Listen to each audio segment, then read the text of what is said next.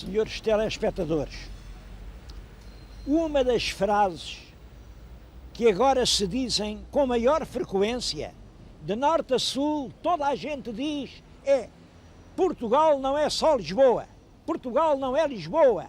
Sim, Portugal não é só esta Lisboa. Claro que não é, claro que não é. E eu estou aqui para dizer isso mesmo e para acrescentar que Portugal também é Lisboa. E vim justamente àquilo que para mim é o coração de Lisboa. Foi sempre ao Chiado fazer um programa para recordar isto. Lisboa também é Portugal. Isto chama-se Chiado, eu estou a falar-lhes, já viram, diante de uma estátua. Estátua de quem? É a estátua do Chiado. Bom, mas aqui levanta-se um problema. Quem era aquele homem? Aquele era um homem chamado António Ribeiro, era um frade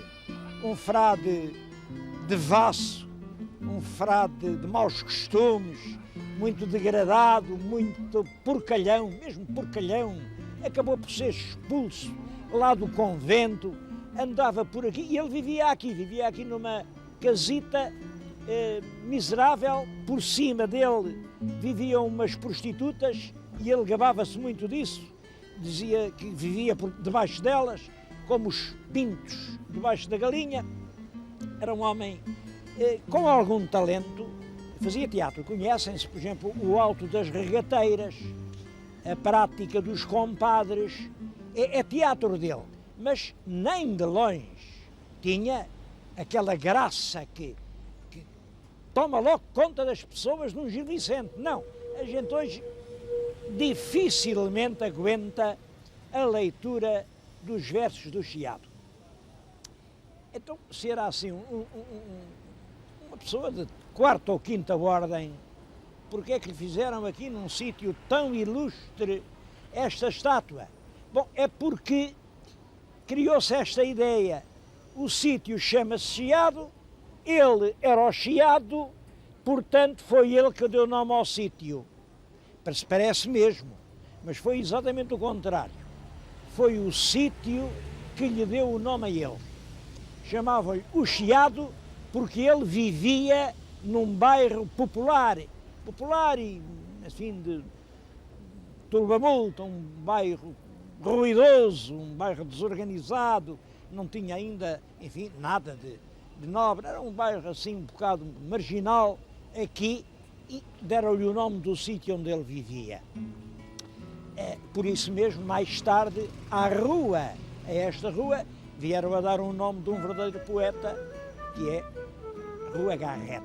Hoje, a rua que é o centro do Chiado chama-se Rua Garrete, mas a estátua que preside é o poeta Chiado. Vêem-no ali, uma bela estátua, aliás, uma bela estátua. Lá está ele com o seu ar chocarreiro, brincalhão. É um homem do tempo do Camões. Aliás, ele ainda conheceu o Camões e há epigramas que relacionam o Camões com ele. Mas, enfim, é uma figura realmente menor.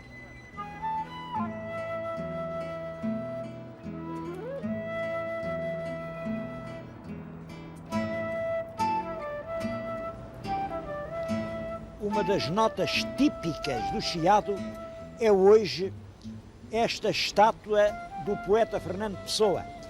É das estátuas dos tempos modernos das que tiveram mais êxito. Milhares e milhares de pessoas vêm aqui, sentam-se, tiram o seu retrato junto do poeta. Bom, e ele está aqui meditativo, com os olhos fixos. Em que é que ele estará a pensar? Não estou pensando em nada. E que bom! Pensar em nada é ter a alma própria e inteira. Pensar em nada é viver intimamente o fluxo e o refluxo da vida. Não estou pensando em nada. É como se me tivesse encostado mal uma dor nas costas ou num lado das costas, mas há um amargo de boca na minha alma. É que no fim de contas não estou pensando em nada, mas realmente em nada, em nada.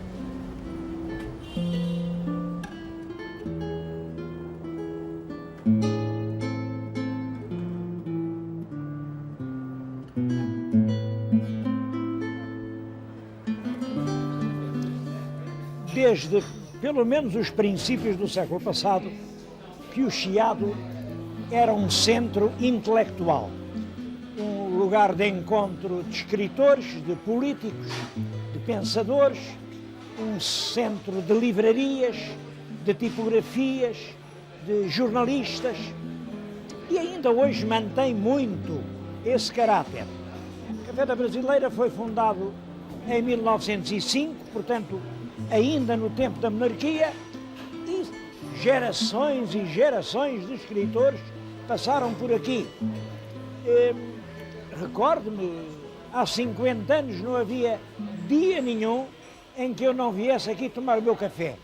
Fazia parte da vida, enfim, de qualquer... Eu era advogado, trabalhava muito no foro, mas vinha aqui tomar o meu café. Quem vinha sempre aqui, e lá ao fundo, na mesa do fundo, sentava-se, saboreava o café, era o presidente da República do Brasil, Juscelino Kubitschek de Oliveira. Ele amava tanto isto que um dia, quando saía, escreveu na pedra: "Parto com o coração doendo", e depois assinou Juscelino Kubitschek de Oliveira, presidente dos Estados Unidos do Brasil. Juscelino era realmente uma grande figura de estadista. Era um homem que empolgava a esperança do seu povo. Era um verdadeiro presidente. Um dia convidou-me para almoçar lá na casa dele, na Avenida Atlântica, no Rio, e estavam muitos políticos e uns senadores e uns deputados. Aquilo tudo estava a falar que o Rio podia ter muito turismo, mas não tem, porque havia muito ladrão e havia muito terrorista e não sei o quê, e violência. E o Juscelino estava incomodado com a conversa e 2 ou 3 vezes tentou dar outro rumo àquela conversa. Mas os políticos não percebiam e voltavam ao mesmo. Esses bandidos e tal. E aí o Juscelino diz-me, ele tratava toda a gente por tu, diz: "Olha, eles têm a razão, mas isso é um assunto que não tem a importância que eles julgam. Se eu quiser, amanhã acabo com isso. Vou aí e em cada porta tiro o ladrão e ponho um polícia. E agora tu responde-me, achas que o Rio ficava melhor?" Eu nunca me esqueci realmente dessa atitude. Houve uma gargalhada, naturalmente, na sala, mas reparem, o Presidente da República de um país com a importância do Brasil tinha esta perfeita noção. O clima realmente de descontração é essencial e não é por uma cidade ter um polícia a cada porta que a cidade fica melhor.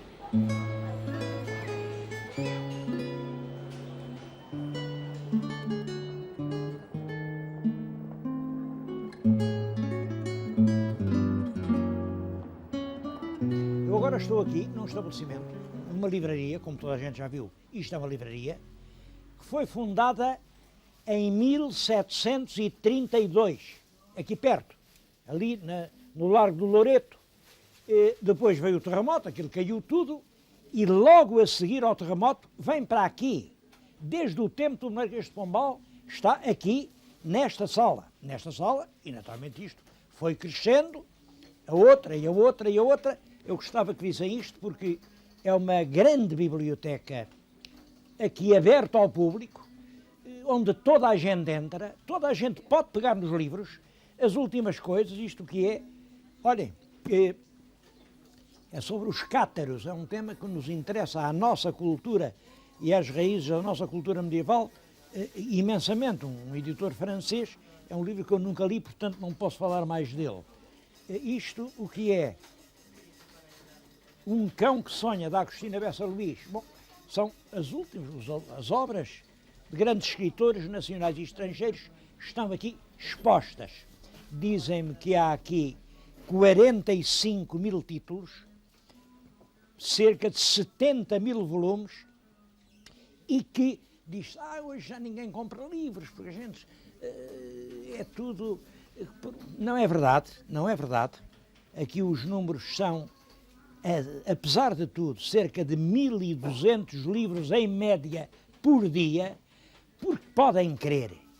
Uma coisa é ver na televisão, é ouvir, outra coisa é ler, armazenar, refletir. Eu sou das pessoas que acreditam que o livro continua a ter um papel absolutamente insubstituível na formação cultural de cada um. É claro, a pessoa pode ler ou não ler, mas se não ler, fica analfabeto, mesmo que lhe tenham ensinado a ler.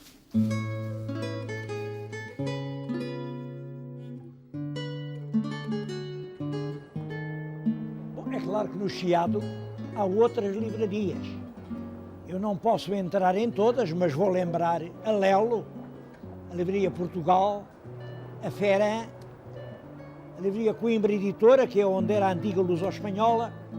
Tudo isso são livrarias onde quem queira ler encontra praticamente tudo.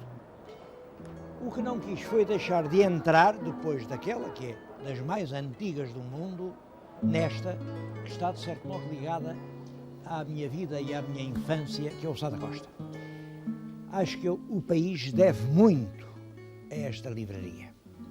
Aqui há 40, 50 anos, quando realmente havia menos leitores, quando editar era um risco económico, o Sá da Costa assumiu só isto, pôr ao alcance do povo português todos os grandes escritores clássicos da nossa literatura. Nasceu assim, isto é a coleção de clássicos Sá da Costa. Qualquer pessoa que queira ler, eu vou escolher ao acaso, é um volume das décadas de João de Barros. Quem não tiver lido João de Barros não sabe nada do século XVI em Portugal. É claro que são livros clássicos, eruditos, e isto julgam, custa assim um dinheirão, uma coisa. Não. O preço está aqui.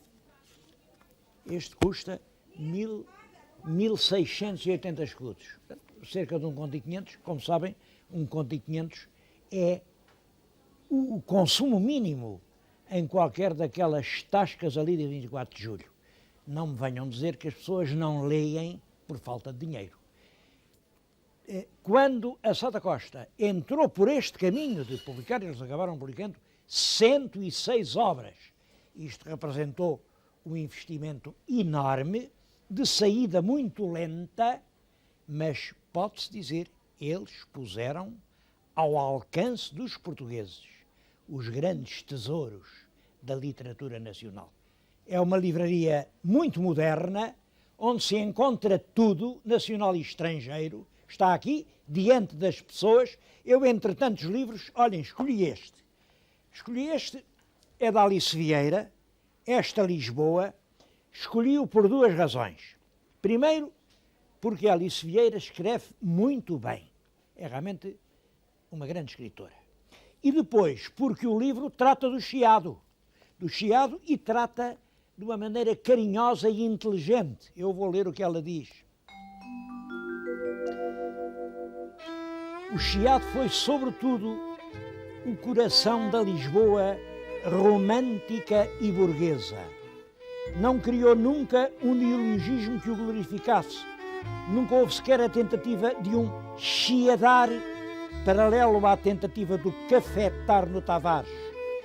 Mas no discurso lisboeta A par das modas, o Chiado não se subia nem se descia, fazia-se.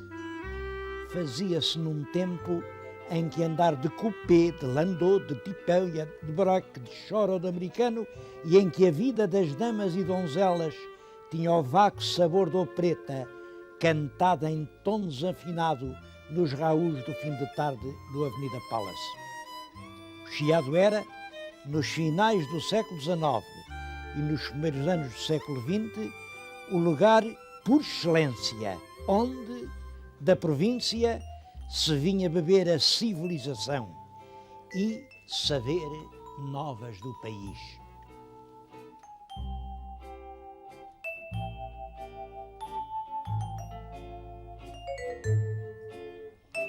É claro que a grande moda, o comércio, difundiram-se pela cidade inteira, mas a tradição continua a morar no Chiado, que tem lojas de tudo. Eu estou agora a falar-lhes numa casa de chá, já mais que centenária, ela vem do tempo do terremoto. A Benar, quem é que não conhece a Benar? Tenho aqui um livro do embaixador Castro Alves, que faz a festa da Benar. Mas há muitos outros lugares, de moda, de artes. Olhem, vamos visitar 2 lugares que os vão surpreender.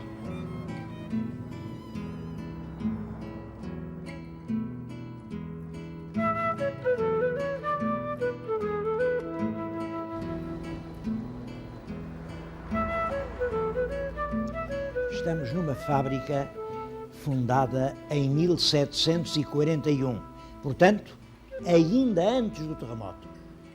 De então para cá, ela tem fabricado azulejos e continua a fazê-los. E há muita gente que não sabe que estes tesouros da arte tradicional ainda estão assim no mercado, a fabricar-se agora e ao nosso alcance.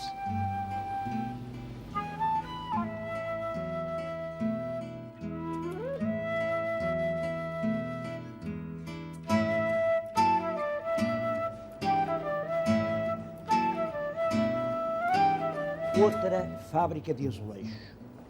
Esta foi fundada em 1849 e, portanto, para o ano faz 150 anos. Bom, aqui dizem-me que o azulejo começa outra vez a estar na moda, mas nas nossas escolas de belas artes, os nossos alunos de arquitetura não ouvem falar de azulejo. Não há nenhuma disciplina que mostre realmente este grande valor decorativo que teve o azulejo durante tanto tempo. Mas aqui está, aqui no Chiado, bem à mão, azulejos iguais aos antigos.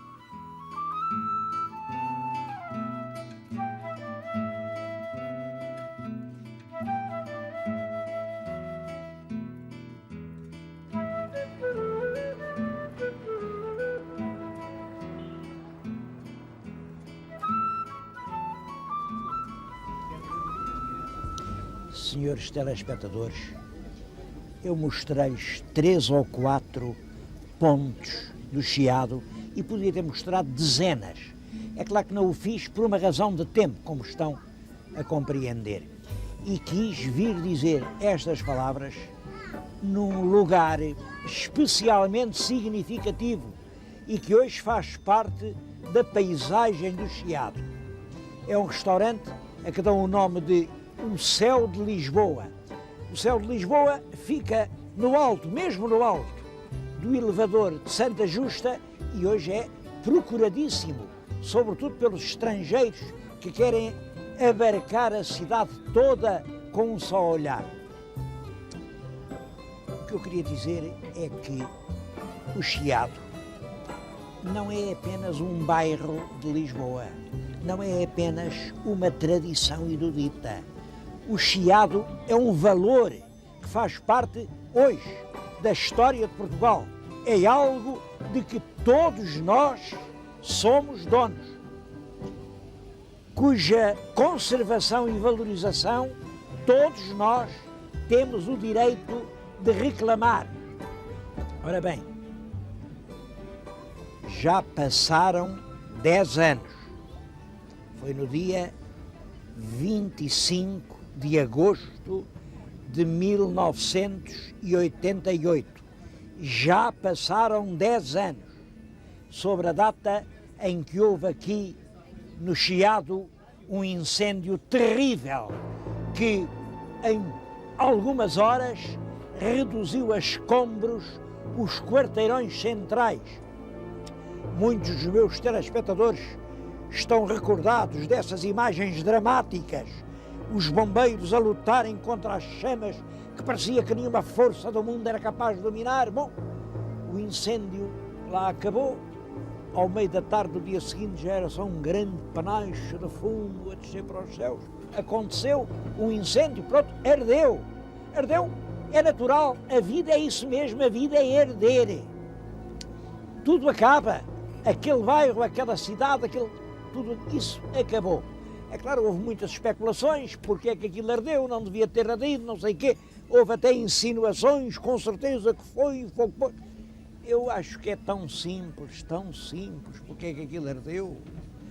Bom, como sabem, esta cidade de Lisboa, durante séculos, alumiou-se com candeias de azeite, depois vieram os candeeiros de petróleo, mas aqui, há 80, 100 anos, veio finalmente a eletricidade e toda a gente pôs eletricidade em casa. A Lisboa Antiga está cheia de instalações elétricas ainda de cordão, assim, ao resto da parede, com aqueles interruptores muito antigos. Bom, e essas instalações, muitas delas com dezenas e dezenas de anos, estão a sofrer cargas cada vez maiores, porque, entretanto, abrem estabelecimentos, fazem montas, é preciso iluminar cada vez mais.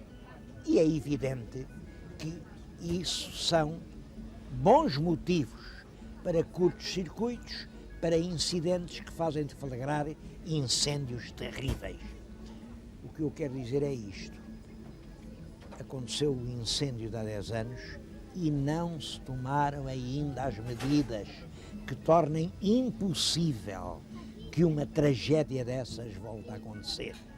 A cidade velha, continua inteiramente com as suas velhas instalações que daqui a pouco são seculares. Porquê? Porque cada um é dono da sua casa, porque o Estado não tem o direito de lá ir meter o nariz, cada um faz como quer. Bom, e às vezes as coisas ardem exatamente por isso. Ora bem, quando ardeu o Chiado, toda a gente teve um grande desgosto, é evidente. De então para cá, fez-se um projeto de reconstrução do Chiado. Esse projeto, que é do arquiteto Cisa Vieira, mais ou menos toda a gente concordou com ele. É um belo projeto que, no fundo, mantém as linhas mestras do bairro antigo e que valoriza, dá valências novas. Enfim, o projeto entrou em realização, simplesmente já lá vão 10 anos e as obras estão por acabar. 10 anos é demais. Porque é que em 10 anos não sararam todas as cicatrizes? A razão ainda é esta. É porque há interesses privados, litígios, questões nos tribunais. Cadê o meu? Eu quero isto, eu quero... E o Estado não teve a força suficiente para impor a reconstrução de uma cidade que é de todos, aos interesses que são apenas de alguns. Exatamente porque há 10 anos, quando o Chiado ardeu, faltou a coragem política para estabelecer as leis que tornassem possível a reconstrução urgente, a reconstrução que estava no programa da totalidade dos partidos políticos, que estava na totalidade das consciências dos portugueses. Ninguém quer ver a cidade onde nasceu ou onde reside assim transformada num sombrio montão de escombros. Toda a gente estava de acordo, mas ninguém fez essa lei. E o Chiado continua em obras. Bom, eu acredito que o Chiado vai voltar a ser o coração de Lisboa. Olhem como está bonito o metro, a estação do metro. Reparem, construção enorme. Agora chega-se ao Chiado num instante. Eu bem sei que é preciso vir naquelas escadas rolantes, chegar cá acima, mas o Chiado voltou a estar ao alcance de toda a gente. Mas reparem, acabaram primeiro as obras do metro, que se fez a partir do zero, do que as obras dos armazéns do Chiado, que eram apenas reconstruir um casarão que herdeu. Há qualquer coisa que não está certo em todo este assunto.